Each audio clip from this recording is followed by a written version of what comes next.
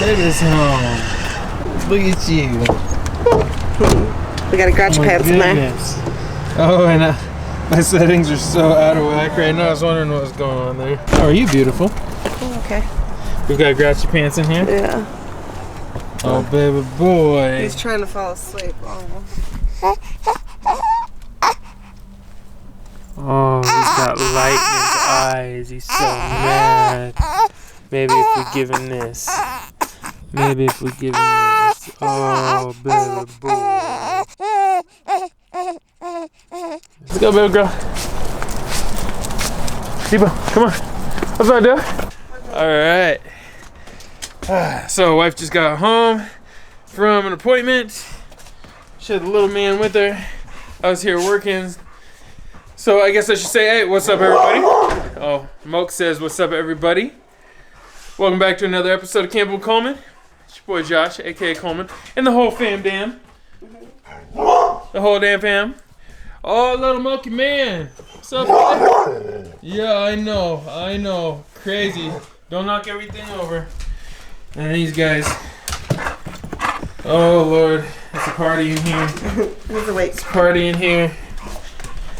So, anyways, for those of you that don't know about Mokey, Mokey has a disease that most of us just call wobblers or wobble syndrome. Yeah, you can look it up. Just Google it. It's frustrating. He doesn't have any balance, basically. Isn't that right, Mokey? Life's a little rough for you, huh?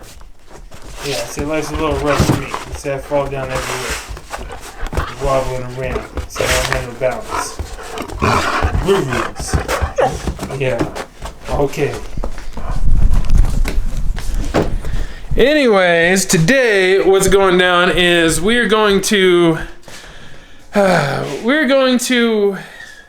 talk about my new favorite radio. I've got this radio that I got a while back from Amain Performance Hobbies. Shout out to Amain.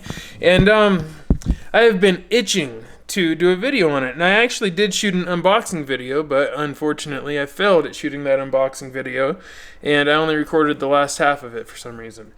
So I've been sitting on it trying to figure out a new video, and I decided I was going to hook up a winch to it and everything, and I struggled for a while. I actually ran into a bunch of issues with it. Not the radio's fault, it was my fault. I didn't know what I was doing, and I thought I did. So yeah, I'm going to have to go check on little man. So today we're going to talk about it. It's pretty cool. I'm going to show you guys what I did, and maybe it'll help make it a little easier for you, and maybe you'll want one of these radios. Who knows? So anyways, let's get into it.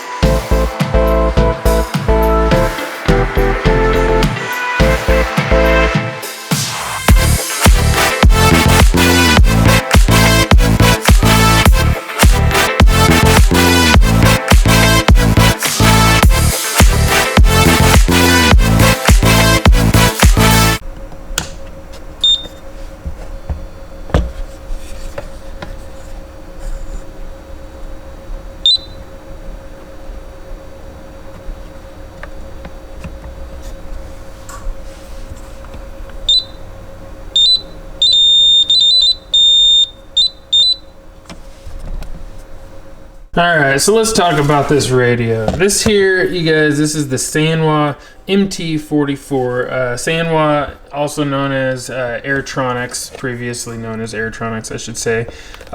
They make a dang good radio, I'm not gonna lie. So, as most of you guys know, I usually use an array of radios, everything from factory axial radios to RC4 drive radios to FlySky radios to Futaba radios. I've even used Spectrum back in the day. So I've been around the radio game a little bit, and I tend to lean towards cheaper radios because, well, just to be frank, they get the job done. I mean, I don't really need all the flash. I don't really need all the excess this and that. I just need them to perform a certain thing, a certain amount of things, have a certain amount of channels available to me, and not have any interference. So that's really it, you know. And then comfortability and all that kind of comes second for me. Now that may not be the same for you, and comfortability might be the first thing. Matter of fact, maybe you're handicapped and you need a specific shape of radio to work for you.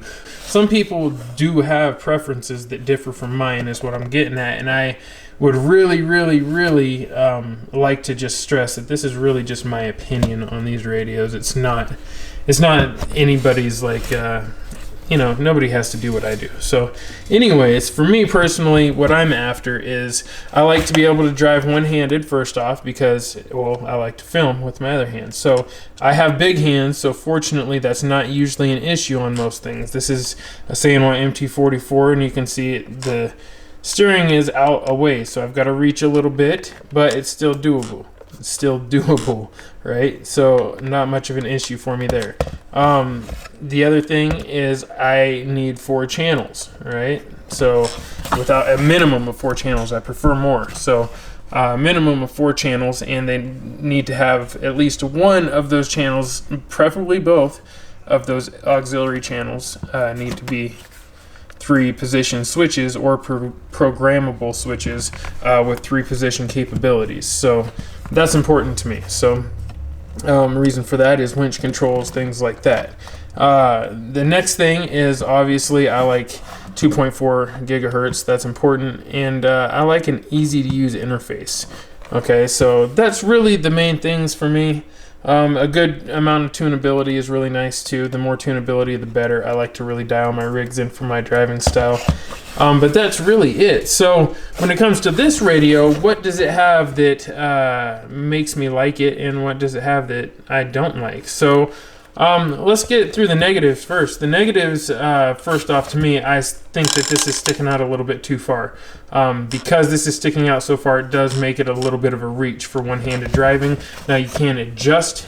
If you have big hands like me, I can adjust and just use my fingers to hold this part, and then really bring my thumb around like that. But that's kind of a privilege of having big hands, so not everybody's going to be able to do that. So therefore, you know, having this in a little bit would have been nice, you know, or at least adjustable to where I could change the angle of it. That would be nice. And I'm not sure, there might be an angle adjustment for this, so I'm not 100% sure, honestly. It looks like it's its own piece. I need to look in the book about that.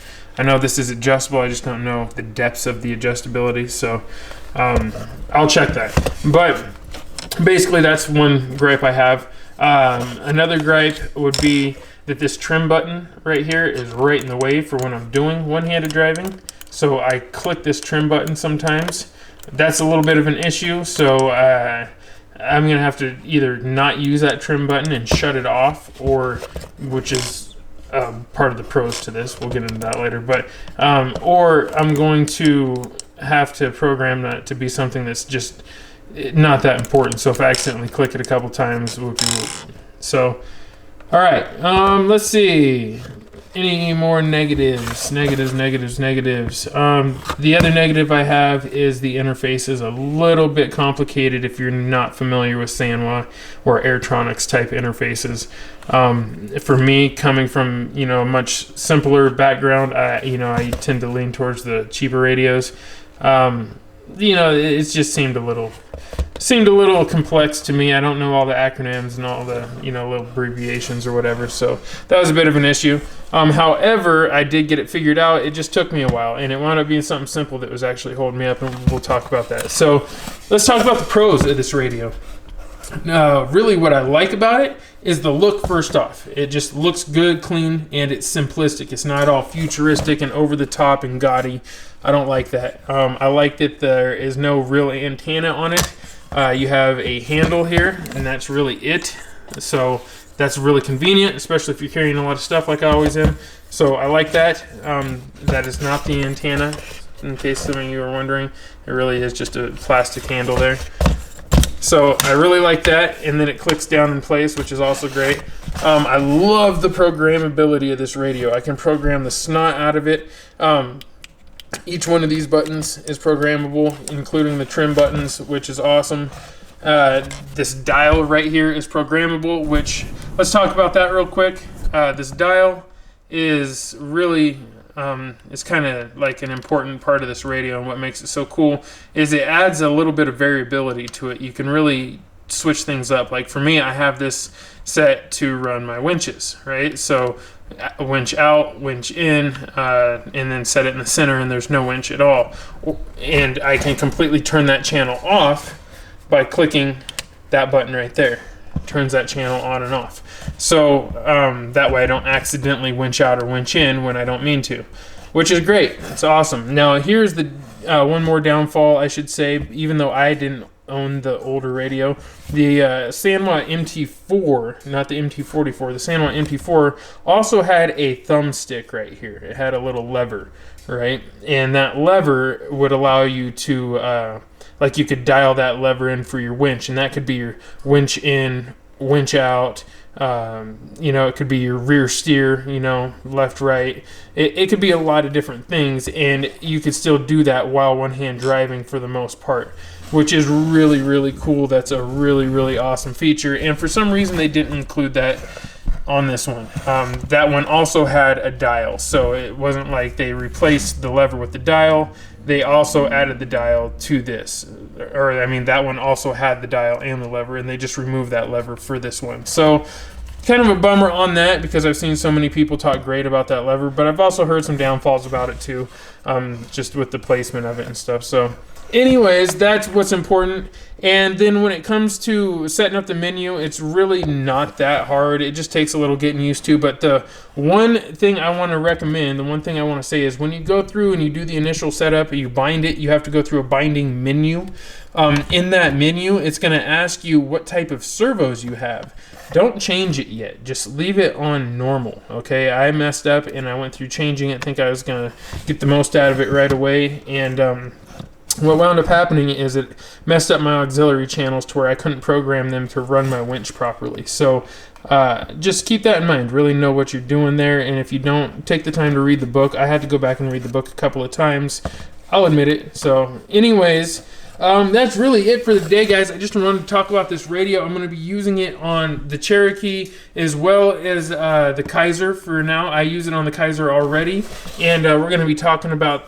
yeah, we're going to talk about this radio some more. Actually, in an upcoming episode of Hobbies Motor Control, I'm going to be talking about how I use this radio in conjunction with Hobbies BR Mini, the BR Mini ESC. Actually, in this case, a dual BR Mini ESC to do dual winching. So, yeah, it should be fun. Anyways, you guys, I hope that helps some of you out there that are wondering what radio you should pick up next. I think this is a great radio. It has zero interference issues so far. Amazing response. The tunability is just next level. And yeah, man, it's comfortable, good radio. It really works great. And yeah. All right, let me know, you guys, in the comments if you have ran one of these or any from this brand in the past and what you think about them. Have you had any issues with them? Do you like them? Do you prefer them over Futaba and Spectrum?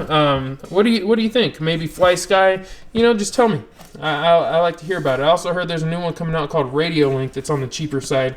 So, yeah, you guys, you know, let's get a little discussion going down in the comments. That being said, I'm going to get up out of here. I really just wanted to touch on this. Shout out to Amain, you guys. They are the ones that I got this from. They have an amazing selection of radios, and this is one of them. So check them out on there.